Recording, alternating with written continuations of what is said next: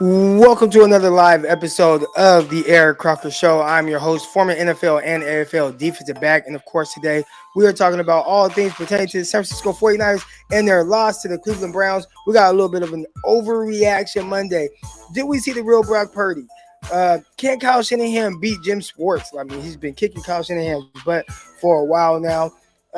Jake Moody, was he overdrafted now that he missed two field goals in the game after making 100% of his field goals up until this point?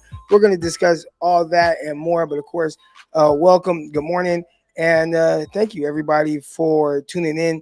This was a fun one for me because, I thought that they said something on the broadcast that was, I won't say interesting, but I definitely took note of how, Kyle told his team, hey, I want us to go through the elements. I want us to go through the ups and downs. I want us to go through, some type of adversity in this game. Don't worry about your stats. Don't care about any of that. Let's just go out there and try to put our best foot forward and play when things aren't perfect for us. And things weren't perfect for the 49ers at all in this game. Obviously, early on, you start to kind of have some guys drop, especially towards the end of the game. Debo Samuel didn't finish the game. Christian McCaffrey, he was banged up, didn't finish the game.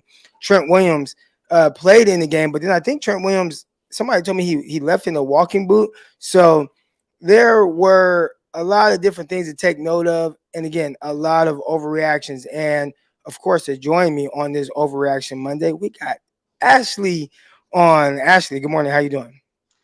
Good morning. I'm doing okay. Could have been better, but new week, new start, fresh start. Hopefully for us What and the would have 49ers. what would have made it better? I think sucking. I think that losing like that is really hard. Um, Especially because they did enough at the very end to put themselves in a position for victory. And so it's just kind of crushing. And you have to wonder with it not to go there immediately, but with it being a rookie kicker, if that lingers. And I feel like for me, it's hard to like be optimistic because even if he makes the rest of his kicks this regular season, I think as a fan you have to wonder, okay, like in pressure moments, in maybe bad weather, which would be in the playoffs, like can we trust you? And that's a bit disappointing for that to happen at the very end of the game. Right here in the chat, shout out to everybody in the chat right now. I see Angelo Cruz. He says, we beat ourselves yesterday, plus officiating. One thing y'all won't see me do outside of, there was one game where I really got upset with officiating. It was the NFC Championship game, 49ers versus Eagles. And I just thought that the officials kind of aided the Eagles along. But for the most part, you will typically not hear me blame the refs at all. When it comes to football, and this is one thing I really like. I actually got a phone call from one of my NFL buddies, and he was asking me about the refs. And him and this girl, they were having this debate about, do you go to like more artificial intelligence type stuff or whatever? But my thing is, I like the human element of the refs, whether it's a bad call, good call, a call in your favor, missed call, whatever it is. I like the human element of it. I think it just kind of makes things a little bit more entertaining. But I will not blame the refs because there are always things in the game that you could do better. Like, there's two things that you don't want to put the game in the hands of, and the 49ers did both of those. One, the referees. They are prone to make a mistake, and you don't want it to go like, oh, it's not in your favor. Let's say last night I watched the Giants and the Bills, and on the last play there was a debate about, was it pass interference, was it not, whatever. Well, Giants, if you score before halftime and don't get stuffed on the 1 yard line, you're not in this position. You have to look at like how you put yourself in this position to where now you have to rely on the refs to either make a call or not make a call, which they made a call, put them on a one. And it's like, all right, y'all want them to make another call? Absolutely not. All right, we don't want the refs taking over the game. So with the 49ers, and as it pertains to officiating, in my opinion, there were a lot of things throughout that game that they could have been done better, including, hey, maybe make your field goal kicks, Moody, and we wouldn't be having this problem. So we talked about this being more of an overreaction Monday. I've surfing, social media. I was checking my timeline, and I see a lot of people blaming him. Oh, but this is the guy you chose in the third round. Oh, he's overdrafted, etc. All right. At the end of the day, he's a kicker. And I didn't expect him to go 100% on the season. He was 100% to this point. I don't.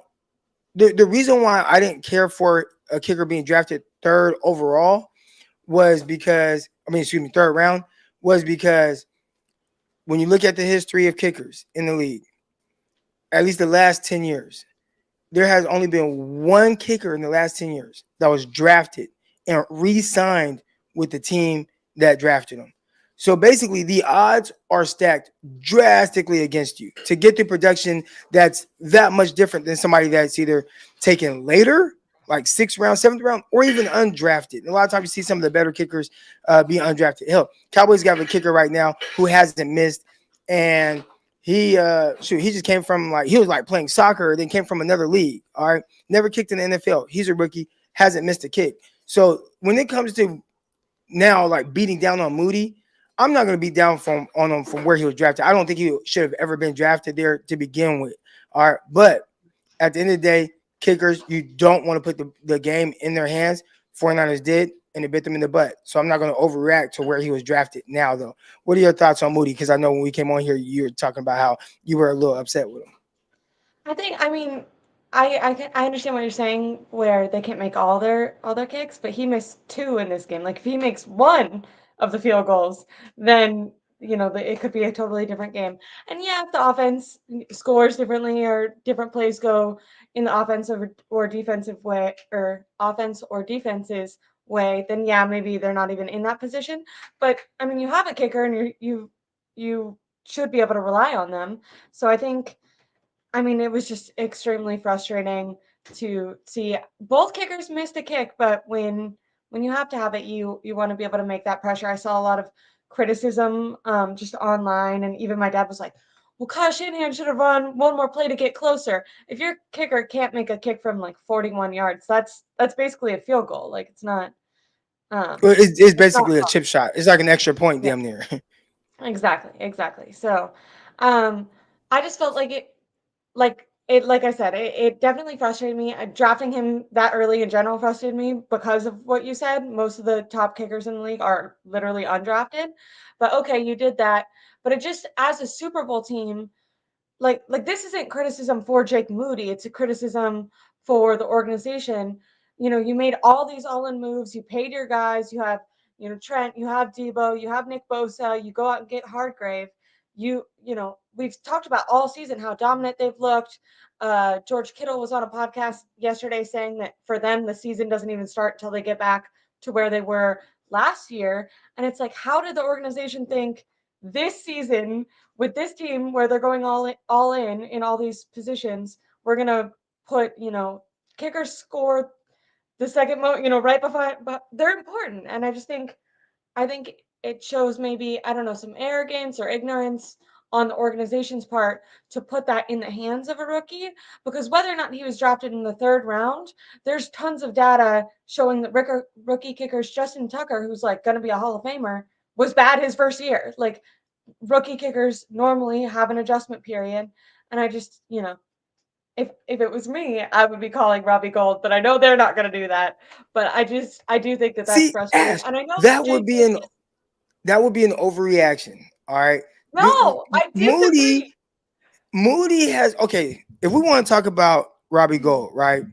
And this was my opinion. This is well documented on Locked On 49ers. There was no player, not one player on the 49ers that I have more confidence in.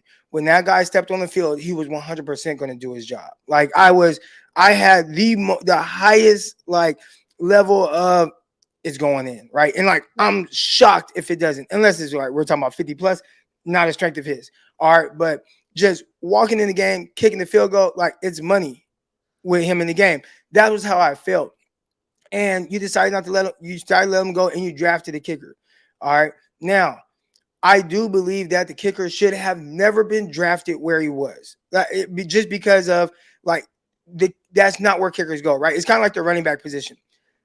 I'm not gonna draft. I think the running back should be like the final piece to your team if you're drafting a guy, as opposed to the main piece. Yesterday, for the Cleveland Browns, Jerome Ford had 84 rushing yards. I thought he was very impactful for the Cleveland Browns, right? Like he had some nice runs, closed the game out, like things like that, right? Like he did some really good things. Where the hell was Ford drafted? We don't know, right? But we know that a running back can come in and have a certain level of impact. I think it's very similar as a kicker, where no matter where you get him, he can be very productive. And what's the difference between a kicker that you take in the draft, like third round, or undrafted? What's the difference between a running back that you take first round or third round, fourth round, right? Like a lot of times you still get really solid production out of those guys. Elijah Mitchell, as a rookie, drafted in the sixth round, ran for 900 yards and missed 5 games. Like, could have easily been a 1,400 yard rusher. His biggest issue, can't stay healthy. Also didn't run it well yesterday. Now, Christian McCaffrey special, I Yes, he understand it. did. But for the most part, there's not like a as drastic of a difference playing and play out in the sense of production. So, as we talk about this kicker, I'm not going to overreact to Moody missing and say now, like, oh man, like, get rid of Moody, bring in Robbie Gold. It's just, hey, you had a rough game. Just like other people, we're going to talk about that. Just like other people, you had a rough game. Get back to it. He make his next kick, we won't be talking about it. We went through this I in the don't think that's preseason. true. I don't We think went through that's this in the true. preseason. What did Moody do in If the he Raider game? makes if he makes all of his kicks, if he makes all of his kicks all for the rest of the regular season, in the playoff game, are you going to be nervous? You're going to be nervous. And so I'm maybe going to be my thing's nervous. I'm not overreacting to today. I think this entire time I've been like, why did they not call Robbie Gold back? So it's not for me. This isn't game specific. This is like what like in psychology they call it like bias confirming, where you like look for information to prove that you were right. Yeah, And that's confirmation how I bias. feel. Yeah. Like this whole time I've been like, why is this rookie kicker on the team like just a Grinch? And So, now I feel like I can be a Grinch openly because I feel gotcha. valid in this moment. Yeah, and I I think think there that's are. how a lot of the fans who are overreacting feel. I don't think it's like he missed 2 kicks in this one game. I think it's like, hey, we've seen this data of rookie kickers. Hey, we saw him in the preseason. Like, what is happening? But I Yeah. know that he talked about it, and it's going to be a mental thing for him, right? Because it's not the leg strength that's the problem. Do you think it was the weather? Because I do know they both missed him, but I imagine that before Kyle Shanahan asked him to kick, he probably asked him, how far do we need to go, for you to feel comfortable making this kick? Right. So, yeah. Yeah, that's tough. And again, my philosophy: don't put the game in the hands of the kicker. Ideally, now if you have to, I get it, I understand, Yeah. but This playoff it just games thinks. was it last year? That it was either last year or 21 season. I think it might have been 21 season because it was the Packers game year. Um, where like it was like the first round, all of the winning teams were scored by a field goal. Yeah, So it's yeah, just like it's gonna come back. I know that you shouldn't put like I hear what you're saying. I agree. We're gonna get into it. There's tons of criticism for people that aren't the kicker. But if he makes that kick, how different are we talking about this game? Now it's a learning experience and there's bad things that happen and everything, but we're talking about Brock Purdy differently. We're talking about, okay, he had a terrible game, but last second he takes his team, he puts them in a position to win, and like the whole story is different if the kicker makes the kick. So it is an important topic in my opinion. And like, yeah, you shouldn't always put it in his hands, but like you're gonna be in that situation. 2 years right. ago, every team was in that situation. And that was So you have to have a kicker that you was can the rely on. divisional round. The divisional round. The 49ers beat Green Bay. The Rams beat Tampa. The Cincinnati Bengals beat, I want to say it was the Raiders, but yeah, every game was won by field goal. And the reason why I know is because I put $100 down on the four underdogs and won like $2,000. So that was why I Oh, remember what? that weekend. Yeah, and it was like all of them were like last second field goals. Yeah. So yeah, Moody, I understand the overreaction. I get what you're saying. You're saying he should have never been in this position before because they should have just brought back Robbie Gold. What I'm saying is I'm not out on the kid. Go through adversity and let's see what happens.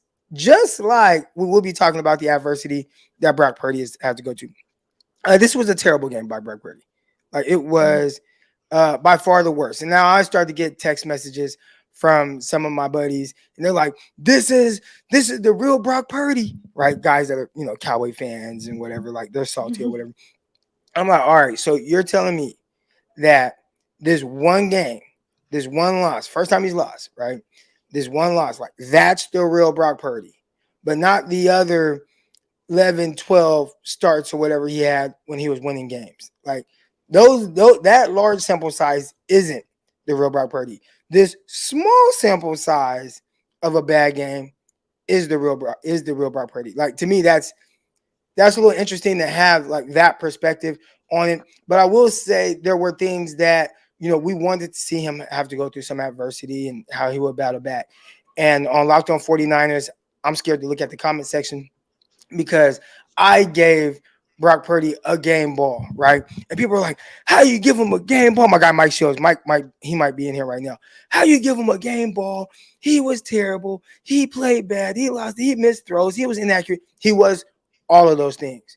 But I never expected every game to go perfect as planned, right? For me, it's more so about really the adversity that you have to go through and how you handle it.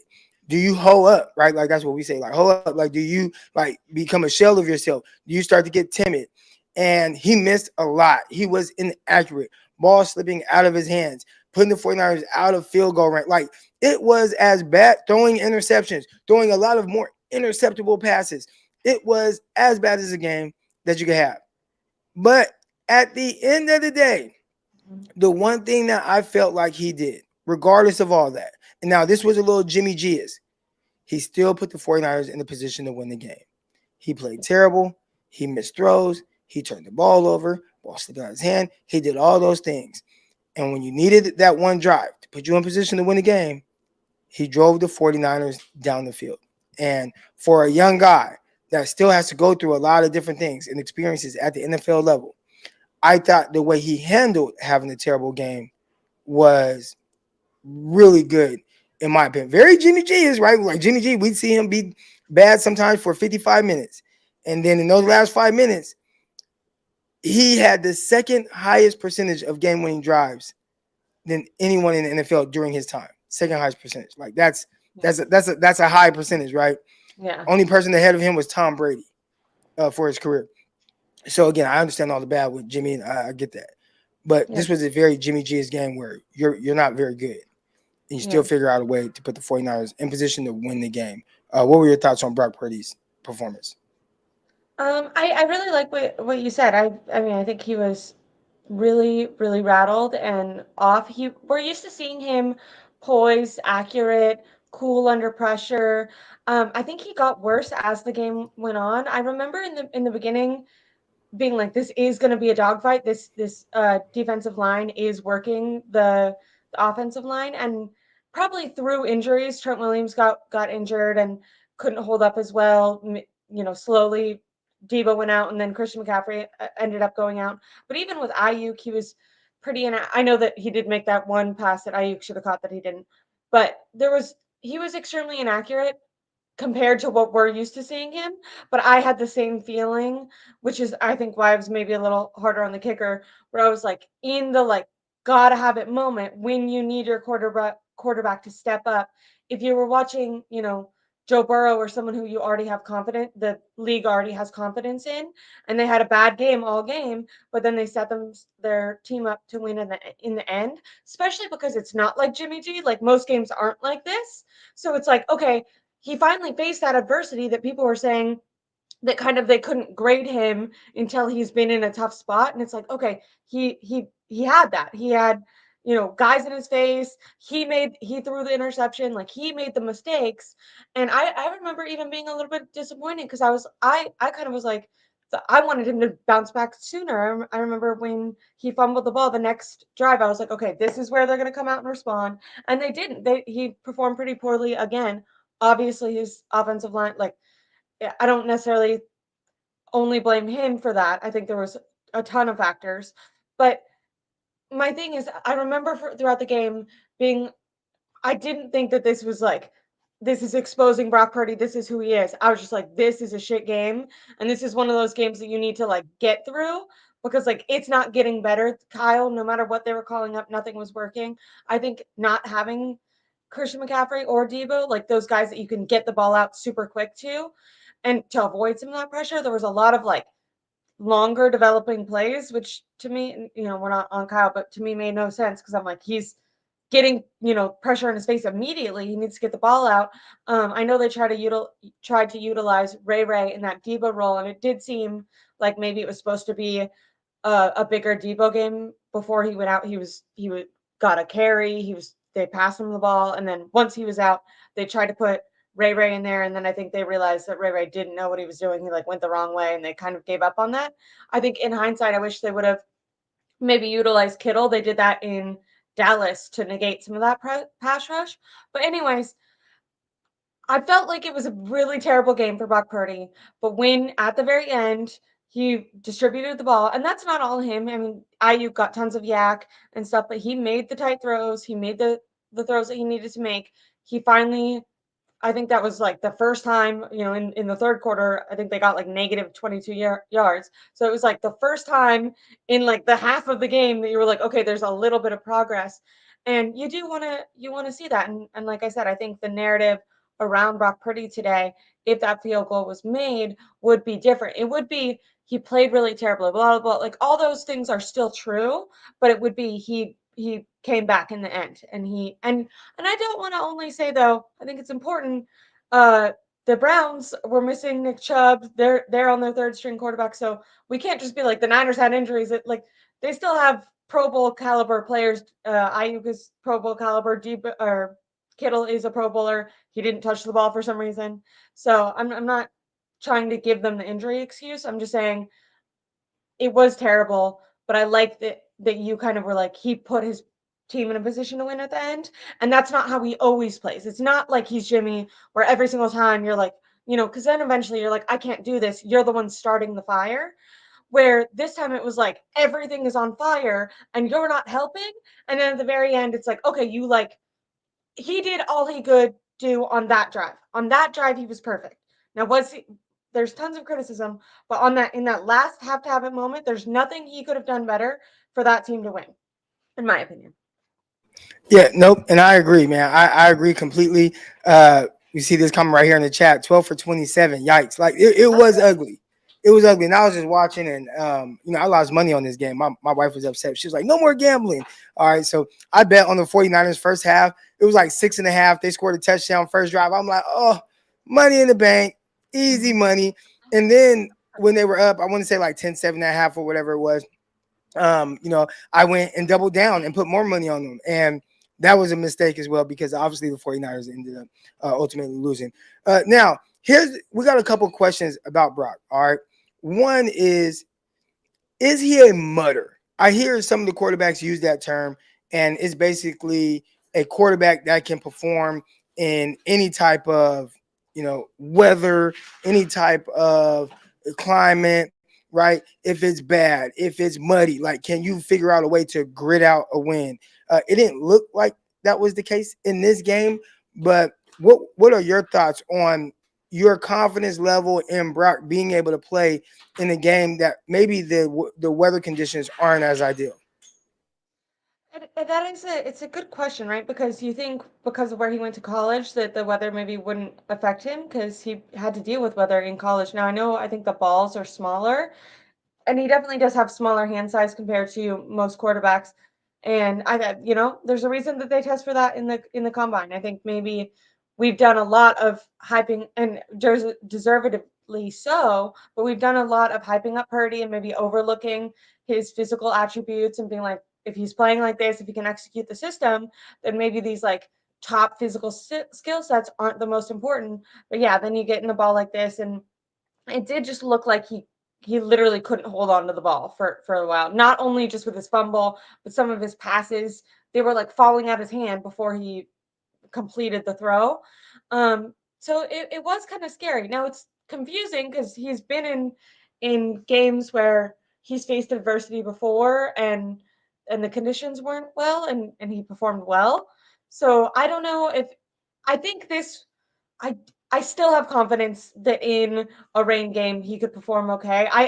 I'm not finalizing, much like you were kind of like, oh, like we shouldn't finalize any, say, we know all we need to know now before this game. Right. I also don't feel that way because of this game, because it wasn't just the rain. Like the offensive line, the there he made some good passes that weren't completed. Like it just was such a team complete mess that when I look at this, I don't think if Brock Purdy, I don't solely blame Brock Purdy. Now, if this became like a habit, I'd be like, this is very Right. not good. And much like the mental aspect for the kicker that I was just talking about, if weather is a problem for Brock Purdy, then that can be a problem in the playoffs. And that should be something where you're like, okay, well, he's not a franchise guy because, yeah, maybe all during September and October, most of October, he's doing great, but he can't hold the ball in the rain. Now, that would be surprising because in college he could, but yeah, so I don't have any definitive if he's a mutter or not Take a on mutter. it It was just yet. disappointing. Like, yeah, it was disappointing. Bad performance, but again, he came through at the end to put the 49ers in position to win the game. Now, here's another thing to look at as it pertains to Brock Purdy. All right. Now, when people talk about you don't need a big arm and all these things, right? And when we understand, and this is the part where I think 49er fans get upset when they hear the word like system quarterback. Like, and I see it. Everybody's a system quarterback. This guy. And I understand. I think this was the first time Brock Purdy had to play an extended period of time without Christian McCaffrey on the field. Obviously, didn't have Debo. So now you're down two of your guys. You still got Ayuk out there, like you said. You still have George Kittle, who didn't see the ball. I think he had one target on the day or one catch. Ridiculous. But here's one thing a very good Browns defense did against him. All right. So as we can see here, and this is Nick Wagner. Shout out to Nick Wagner with ESPN. He said, mentioned last week how the Browns play man coverage very well. They did again Sunday. Cleveland was in man on 71% of their dropbacks, their highest this season. Brock Purdy was 7 of 17 for 96 yards with one touchdown, one INT, 2 sacks, and a 12.0 QBR. Browns are allowing a 7.5 QBR in man coverage this year. That is absurd.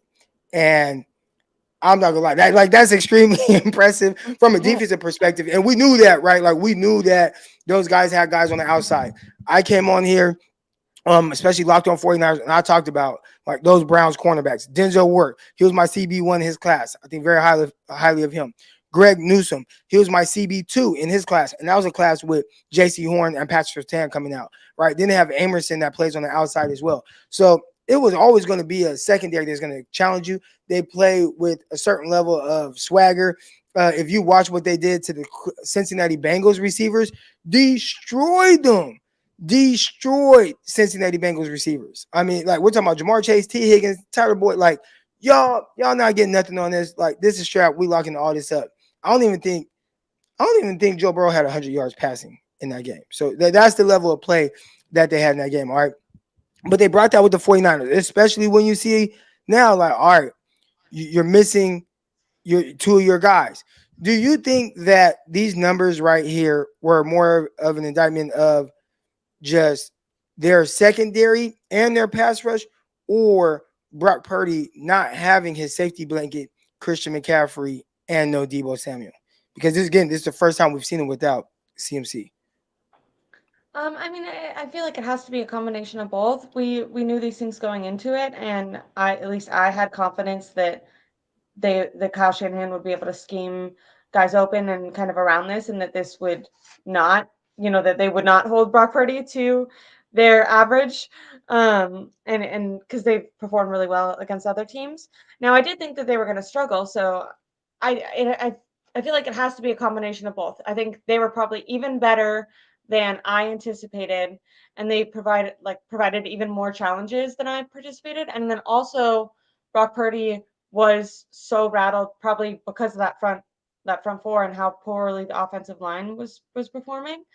So he was inaccurate. And then I felt like Kyle Shanahan was really off his game plan. I think it's Jim Schwartz, right? Is now 9-1 against him.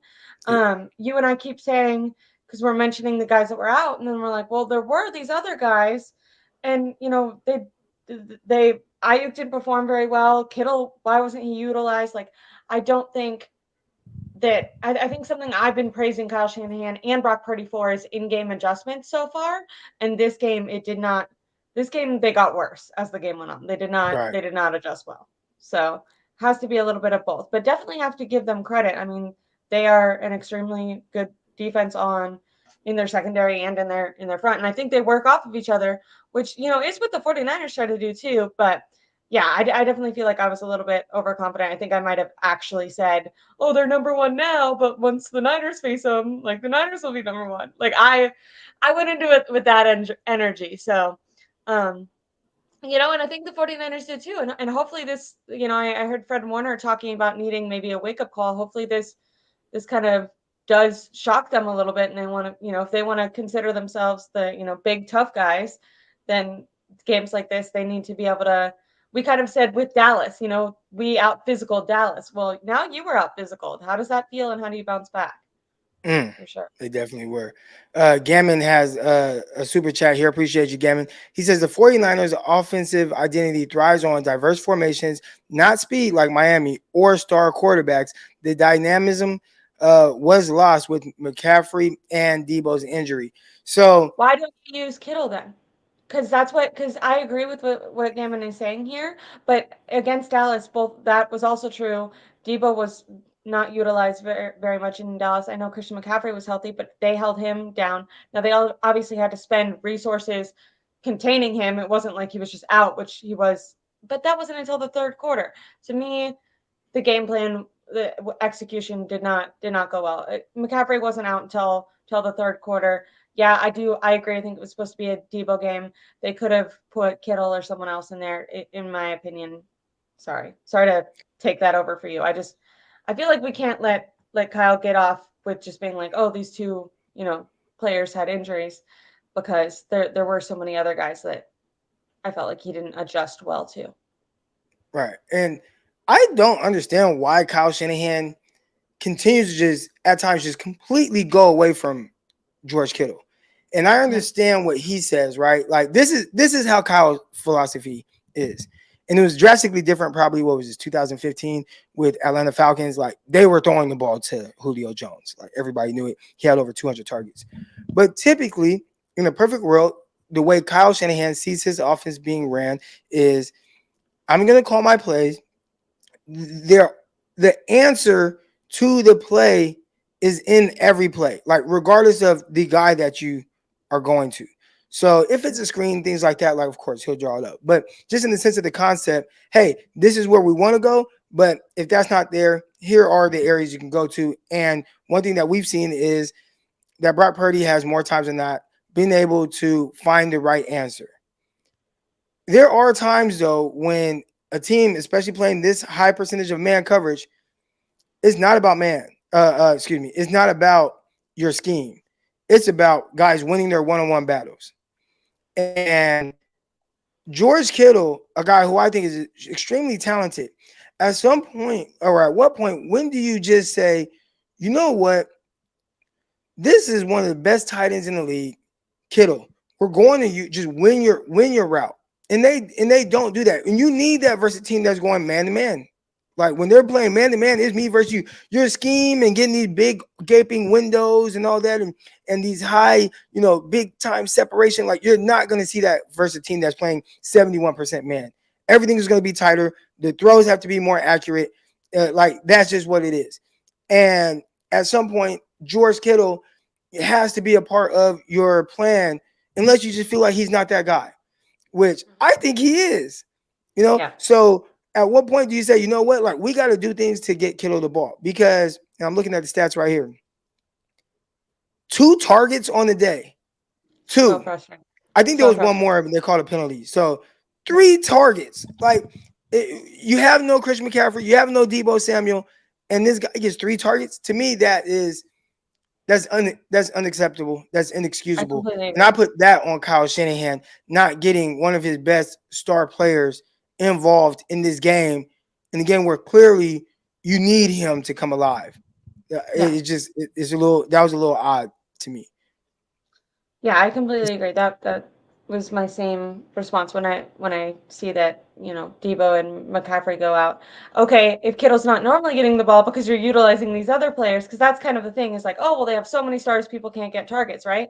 Well, it's like, okay, you're the two people that are taking the most targets aren't here right now, and you know that this guy can win his matchup. Why are you not utilizing him? Also, the pass goes off the pass goes off the feeds off the run, and I think Jordan Mason should have been more involved once they got him in the game, and especially when Christian McCaffrey was struggling, in his opportunities that he did do, he performed pretty well. I know they gave him like a carry in the first, like one carry in the first quarter, but yeah, I just think that they did a poor job adjusting to injuries and just in game. I don't know if Kyle was in his head or what, but they definitely had playmakers that they could have utilized. I think that's kind of frustrating to be like, oh well, they lost these two guys, and it's like, okay, they have like four other Pro Bowlers. Right, right. And So that's part of it, like having a loaded roster, being able to pick up the slack when another guy goes down, and the 49ers just didn't do it. We got Keith Murphy here, and he says the unbeaten. 49ers aren't unbeaten anymore. Joe Burrow threw 82 yards against Cleveland and Schwartz. He schemes up Shanahan very well. He's line 10-1 versus Kyle Shanahan. Purdy showed me something with that last drive. Yeah, we talked about the Purdy thing, and being able to kind of just battle through adversity, to me, that's huge. Every game isn't going to go perfect. Every game isn't going to be ideal. You're going to have games like this where you're just off, and he was very off for most of the game. There were a couple drop here and there, all right, but he was pretty off. Like even outside of like, okay, yeah, hey man, catch this ball for me. Uh, yeah. a lot of very inaccurate throws. Matter of fact, I think to start that last drive, he threw a ball behind either Ayuk or Jennings that dang near got picked off by Emerson or by Greg Newsome. Like they were jumping routes. All right. But yeah, even then he still was like, all right, I'm gonna keep firing, and the 49ers had an opportunity to win. So I definitely agree there. Also, I do think, and this doesn't negate what he's saying because the Browns are really good, which is the point of that is just that the Browns are really good and the Jim Shorts is really good, and that Brock Purdy did do his thing, but with the Joe Burrow comparison specifically, I think that was like coming right off of his injury, so that probably also affected his performance. Yeah, Joe Just Burrow, he's hurt right now, and I saw a clip of Jamar Chase saying, like, bro, we don't need you right now. Like, you don't gotta play. Just be ready by week 5. And Joe Burrow has tried to play through it, and he has this really, it's like a calf / Achilles injury that he's dealing with, and it's kind of made him a shell of himself because he just can't move. So, yeah, I'm just saying that big for win yesterday yeah. versus Seattle, but yeah, Joe Burrow's kind of been a shell of himself. He's hurt right now. He's playing injured. Which makes Uh, us feel better that Seattle lost and the right, Eagles. definitely, because I thought they were actually gonna win that game. Keith says if his field goal kicker's name was Vinatieri, we would he would be called a gamer today. That was my All point. right. I agree. Okay. Yeah. Vinatieri. Keith comes back. He says, why not more JP? Runs and 3 minutes to go, 3 passes. I think that was one thing that you kind of talked about, Yep. right? Yep. Where like Yep. you wanted to see I love more. these commentators right now. And that was a huge problem too when they were up by one. Kyle just had a poor game plan. Like everyone deserves criticism. Purdy was off. The O line was getting worked. The defense did good, but not as we're accustomed to this excellent defense. So everyone was off, but Kyle lost his mind. They were up by 1 point, and they could have mixed in a run to try to bleed out the clock, make Cleveland utilize some of their timeouts. Wasn't it like towards the end of the game? And instead, they wasted 30 seconds off the clock and just called 3 straight passes and went 3 and out. I don't know. Uh, I was very disappointed with Kyle's in-game adjustments, which I'm this isn't me calling for Kyle Shannon's head, much like the Purdy thing. I'm not overreacting, but I'm a bit disappointed because these are things that Kyle has shown progress with over the course of this beginning part of the season, where when Purdy was getting blitzed a lot, I think it was against the Giants, in game they adjusted to that, and this like last morning, they did not do I that. think here's what I think it is, right? And we see Coco Puff here says just fire Kyle. He sucks. I think he's being funny. I think he's trolling a little bit. I don't think he's serious. All right, but definitely not going anywhere. I think with To some Kyle, extent. and the one thing we're continuing to see, and this is the tough thing because I don't feel like you can have it both ways, right? I don't think you can say, "Oh, Kyle, like, why'd you throw the ball 3 times, et cetera, yada yada yada." But on the other side of it, commend him on how much faith and how much trust he has in Brock Purdy. So I think now we could say, well, the game flow wasn't going that way. Clearly Purdy is off. So yeah, you need to run the ball more in this type of situation. But to me, in these tight situations, where going for it on fourth down, short yardage situations, a lot of times he's put the ball in Brock Purdy's hands and just said, all right, like I trust this guy. And I think maybe that's what we were seeing, where it's like, hey, everybody's feeling like, oh, man, you should run the ball, run some clock off here.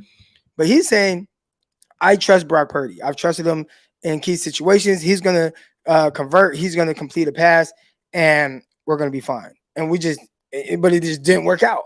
So what do you That's think great. about that? Trust. Just in it yeah, you think it's more he threw those passes because of his trust in Purdy, or do you think he threw those passes just because we don't know why he threw them?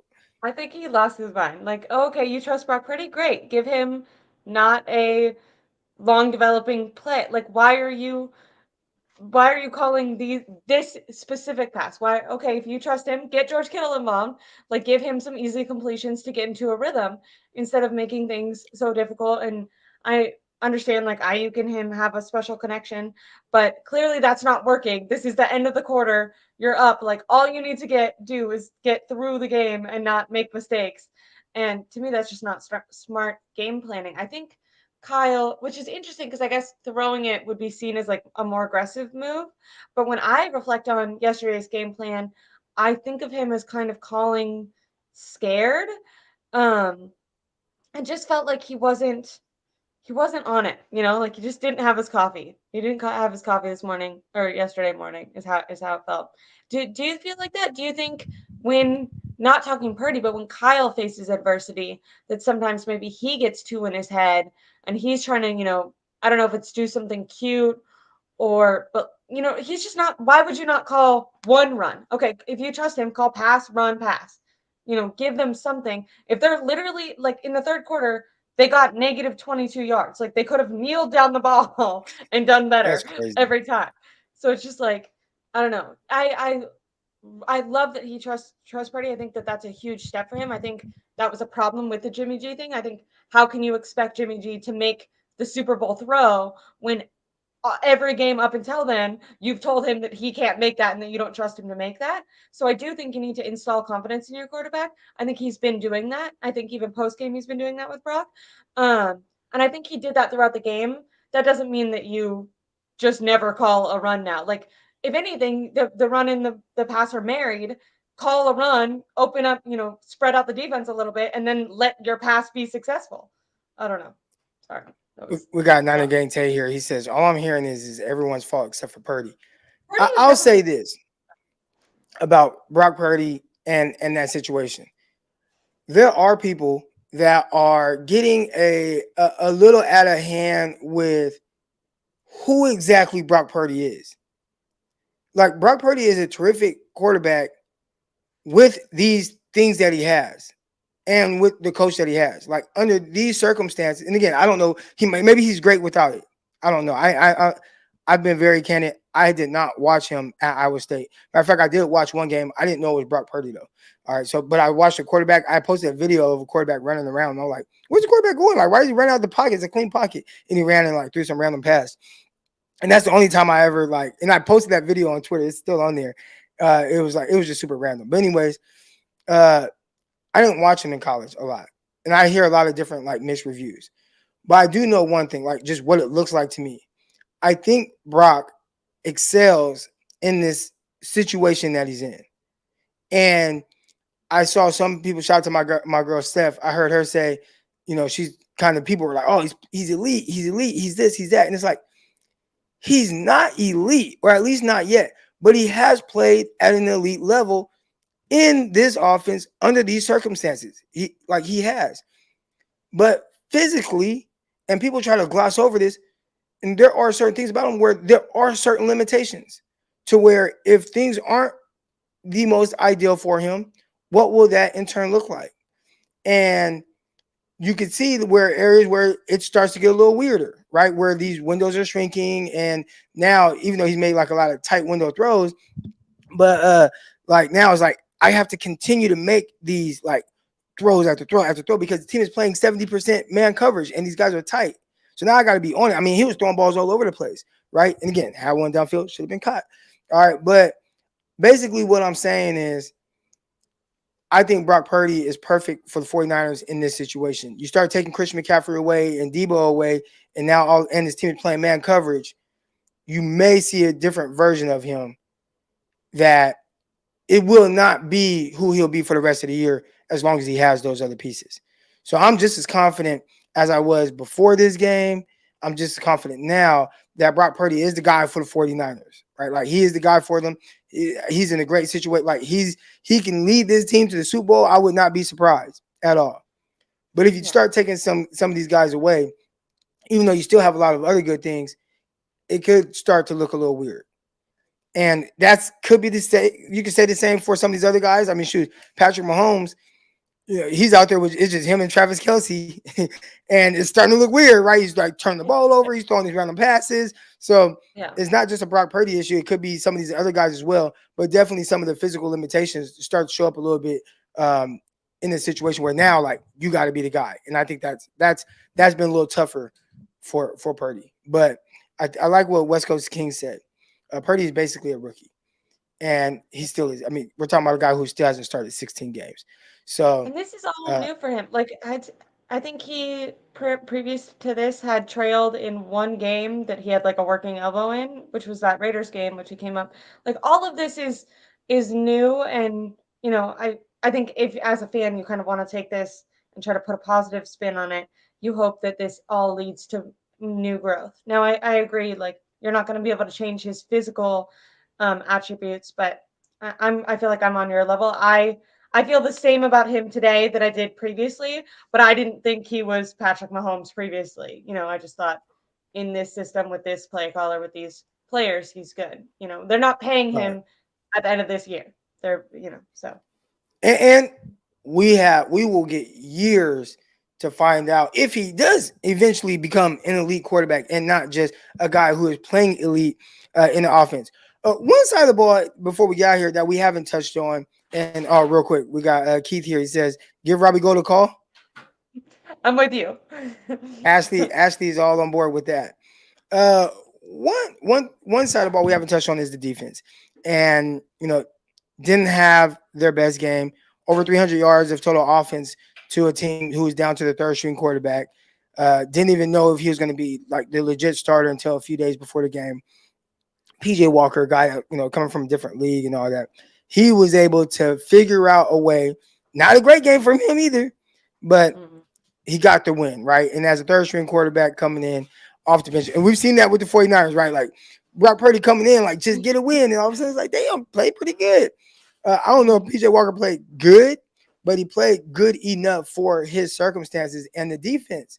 I don't want to say a letdown, but the amount of screens, remember, there was early on, they got kind of bailed out. There was a screen that went for a touchdown, ended up getting called back. Then the kicker misses a field goal.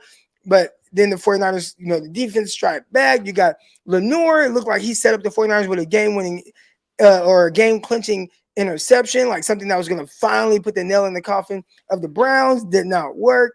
All right. Boast about the last minute, last best moment. Like, I feel like all game I was like, okay, Bosa, where are you? Where are you? And like the last play that wasn't it the final drive that the Browns had, he got the sack and held them to a field goal. Right. I mean, I felt like they made enough plays, but then maybe they just didn't make the play. Matter of fact, I'll tell you what the play was, and this play kind of gets overlooked a little bit. Yeah. Third down, no, second down. It was second and goal from about 8-yard line or so. Second and goal for the Cleveland Browns. PJ Walker throws the ball into the end zone. Behind, I don't even know who he was throwing to, and two 49er defenders were right there.